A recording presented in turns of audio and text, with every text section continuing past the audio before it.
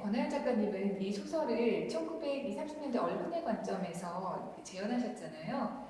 어떻게 소설이 재해석되고 재구성된 것인지 좀 설명 부탁드릴게요.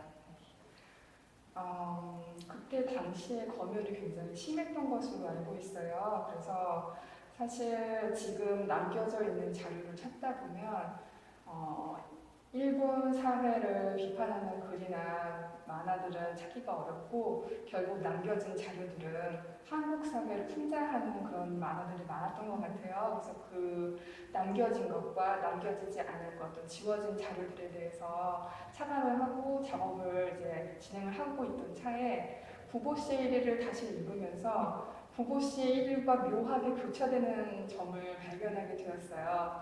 그래서 구보 씨의 발걸음을 빌려서 그리고 만문 만화의 어떤 포착된 그 사회상을 빌리고 또 신기술은 그 옛 아카이브를 재조명하게 해서 우리 시대와 연결해주고 결국 우리는 이 작업을 통해서 묘한 동시대성을 느끼고 또 이 오늘날에 대해서 몇 가지 질문을 하게 되는 것 같아요. 그래서 출발점은 신문과 그리고 구보 씨의 관찰 그리고 그의 방망 모든 것이 만나서 작업이 진행되었습니다.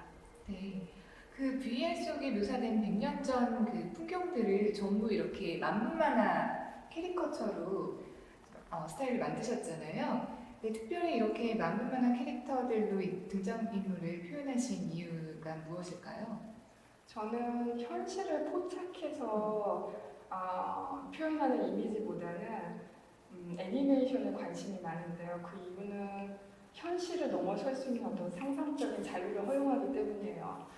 사실 가상현실에 제가 매료가 되어 있는 것도 그런 이유인 것 같아요. 현실을 넘어서서 어떤 다른 공간을 표현할 수 있는 미디엄이기 때문에 그래서 만문 만화를 봤을 때 이게 만화의 초기 모습이기도 하지만 어쩌면 그 풍자되고 약간은 과장된 듯한 그 모습 자체가 사실은 어쩌면 더 현실과 더 가까울 수 있다는 생각이 들었고요.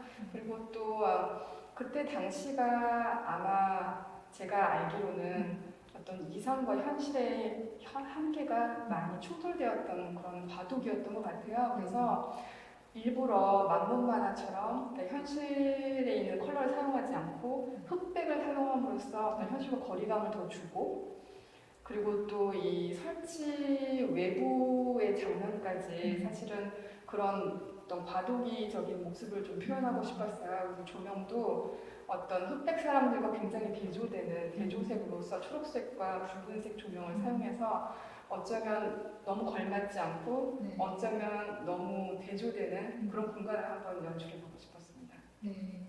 그리고 아마 좀 다들 이제 이 기술적인 부분에 대해서 궁금해 하실 것 같아요. 어떻게 이렇게 붓으로 그린 이런 드로잉들이 사람들이 이렇게 안으로 실제로 들어가서 뭔가 입체적인 공간으로 이렇게 변신되는 그런 과정은 어떻게 해서 가능하게 된 걸까요? 지금 가상현실 공간 안에서 직접 그림을 그릴 수 있게 되었어요. 그래서 결국에는 기술이 발달하면서 창조의 가능성도 점점 더 넓어지고 있다고 보면 되겠는데요. 그래서 그 그림을 공간에서 그릴 수 있다는 것은 사실은 저에게 있어서 어떤 그 평면이 어떤 3D 공간으로 전환되는 어떤 그런 걸 상징적으로 보여주는 그런 지점이었던 것 같아요. 그래서 만문 만화를 공간으로 표현하기 위해서 이 기술을 사용하게 되었습니다.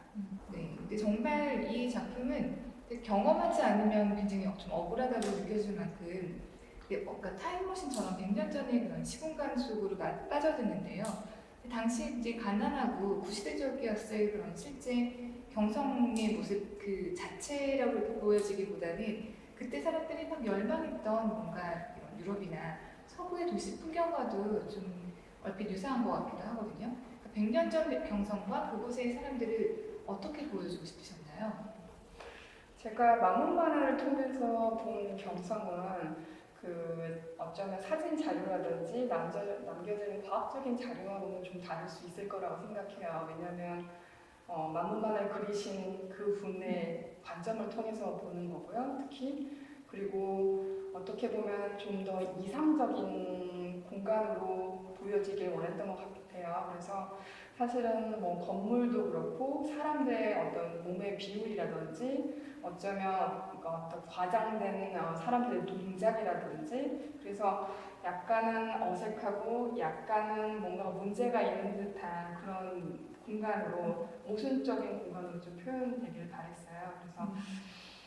그래서 그 100년 전의 어떤 그런 과학적인 이미지를 통해서 그때 경성을 그대로 옮겨놓다기보다는 만문 만화를 그리셨던 그 사람들의 시선을 통해서 이상적인 그런 경성의 모습 그리고 굉장히 풍자돼서 과장된 그런 경성의 모습 그리고 약간은 어색하고 뭔가가 아주 자연스럽지는 않고 과도기적인 모습이 보여기를 바랬어요.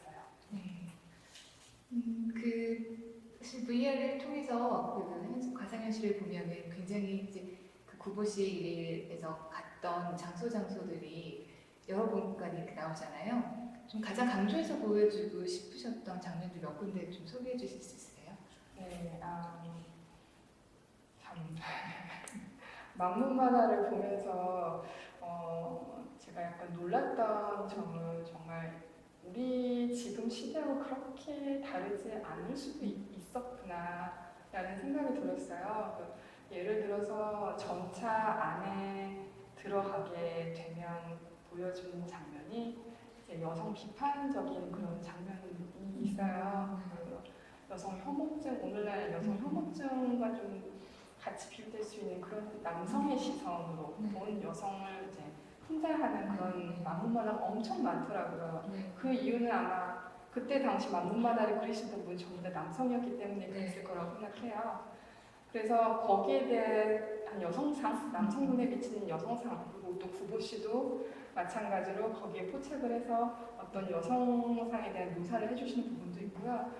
또 다른 장면은 저한테 좀 인상이 깊었던 것은 그때 당시 검열이 굉장히 심했던 것으로 알고 있는데 1장기 말소 사건은 우리 입장에서 어떤 정보를 어떻게 지운 사건이잖아요. 그래서 우리 입장에서 지웠던 그런 상징적인 그런 사건도 같이 30년대에 섞어서 그 시대를 좀 보여주고 싶었어요. 어떻게 보면 지웠던 그 힘의 어떤 교류가 되었던 그런 시대였던 것 같고 그리고 또 맨 마지막에 구보씨가 오랜 방랑 끝에 비가 부슬부슬 오는데 결국에는 어떤 희망을 찾아서 그리고 글을 쓰겠다는 의지를 찾아서 다시 돌아가겠다는 그 마지막 장면에 주목을 좀 해주셨으면 좋겠습니다.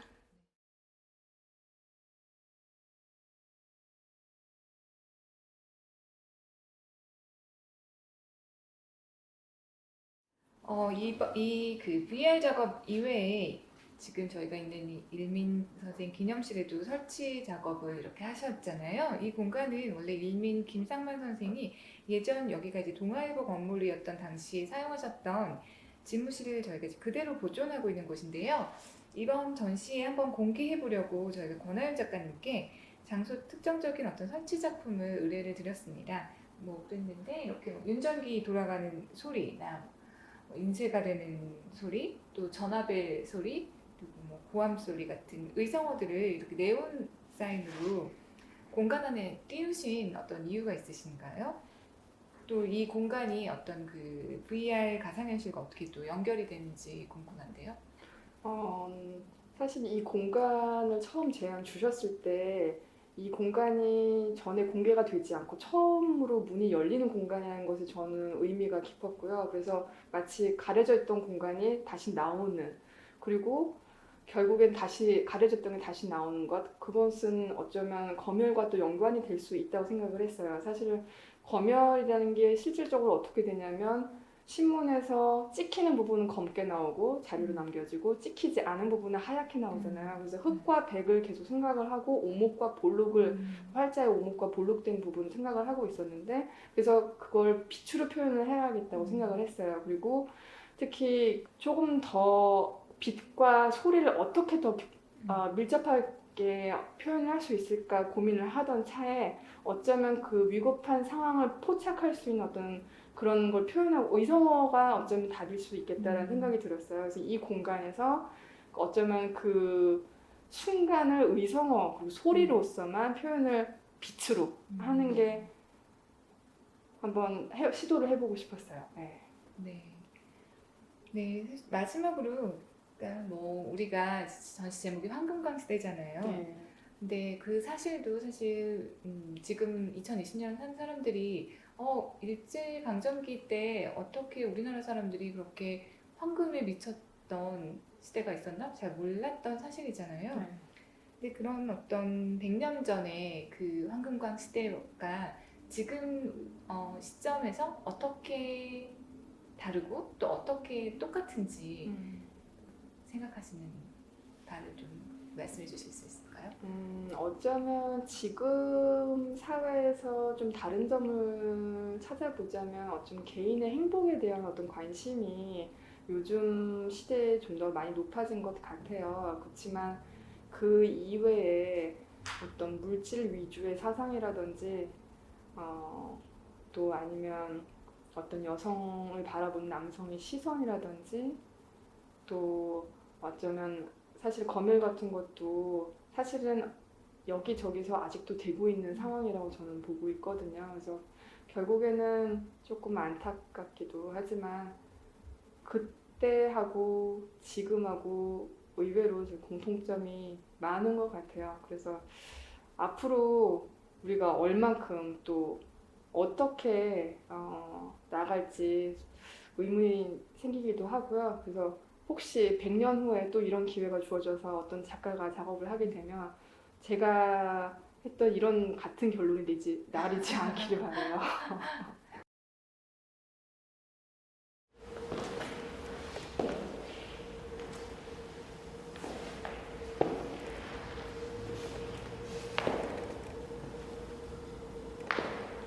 어디를 가는지 모르겠는데